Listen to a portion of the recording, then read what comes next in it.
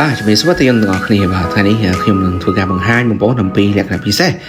របស់ option មួយប្រភេទរបស់ Revo Rally 2026ផងដែរបាទបងប្អូនទៅលើ Revo Rally 2026នេះគឺមានជាមួយនឹង option ខ្យល់ត្រជាក់បងប្អូនដើម្បីដំណើរការជាមួយនឹង option ខ្យល់ត្រជាក់ក្នុងកៅអីបាទបងប្អូនទីមួយយើងត្រូវពិនិត្យមើលជាមួយនឹងកម្រាលកៅអីរបស់យើងតើមានបំពាក់ជាមួយនឹងស្រោមកៅអីឬអត់បន្ទាប់មកយើងពិនិត្យមើលជាមួយនឹងផ្នែកខាងក្រោមនៃផ្នែកសំជារបស់យើងបងប្អូនគឺយើងមានជាមួយនឹងមុខងារកំណត់ទៅលើកៅអីខ្យល់ត្រជាក់របស់យន្ត Toyota Hilux Revo Rally ផងដែរបើយើងមើលទៅលើផ្នែកខាងក្នុងគឺស្រស់ស្អាតមែនទែនបាទរួមជាមួយនឹងការរចនាប័ទ្មពណ៌ខ្មៅបាទមើលទៅ sport និងធន់ជាមួយភាពប្រឡាក់ទៅលើចំណុចកៅអីខ្យល់ត្រជាក់គឺយើងមានជាមួយនឹងទីតាំងនៅក្រោមផ្នែកម៉ាស៊ីនត្រជាក់ដែលមានមុខងារកំណត់កៅអីខាងឆ្វេងនិងខាងស្ដាំដែលកាន់តែផ្ដល់ភាពងាយស្រួលនិងផាសុកភាពដល់អ្នកប្រើប្រាស់